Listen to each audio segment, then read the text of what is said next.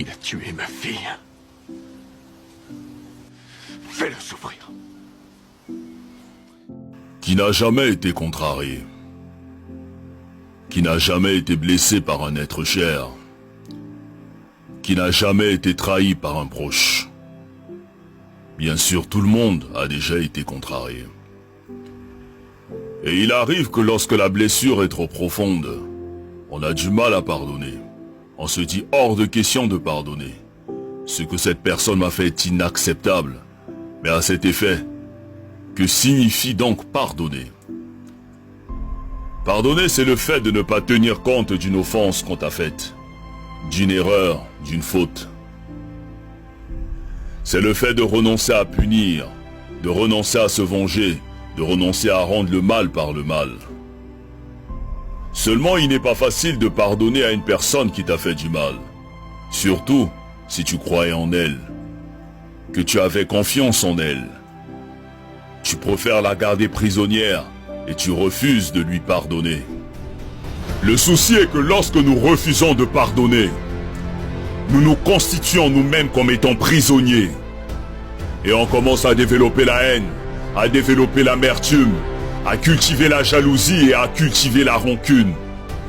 Et pourtant tous nous souhaitons que Dieu nous pardonne. Pour nos erreurs, nos offenses, nos imperfections et nos failles. Mais nous refusons de pardonner les fautes des autres, comme si nous n'avons jamais fait du mal à personne, comme si nous étions irréprochables. Qui donc peut oser dire qu'il n'a jamais fait du mal? Qui est parfait? Qui n'a jamais commis d'erreur? Qui n'a jamais fait le moindre mal? On souhaite tous que Dieu nous pardonne pour nos bêtises, mais on refuse de pardonner les fautes des autres, on refuse de leur accorder notre pardon. Et nous sommes toujours les premiers à aller à l'église, à aller à la mosquée, alors que dans nos cœurs nous avons des gens qu'on a constitués comme prisonniers. Mais jusqu'à quand allons-nous porter ces fardeaux? Jusqu'à quand allons-nous refuser de pardonner? Mais qu'est-ce qu'on gagne à détester ceux qui nous ont offensés? Parce que celui qui pardonne est celui qui a décidé d'avancer. Celui qui pardonne est celui qui a décidé de se libérer. Celui qui pardonne a fait le choix de donner un cadeau à quelqu'un même s'il ne le mérite pas. Parce que la rancune est une lourde pierre que celui qui pardonne n'a pas envie de transporter.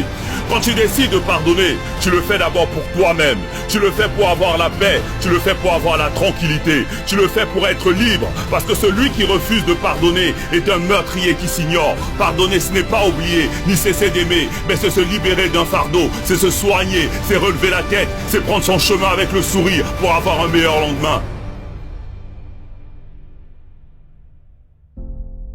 Pardonnons à toutes ces personnes qui nous ont blessés.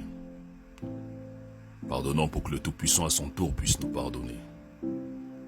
Pardonnons pour être au-dessus de ceux qui nous ont contrariés. Pardonnons pour retrouver la paix et progresser.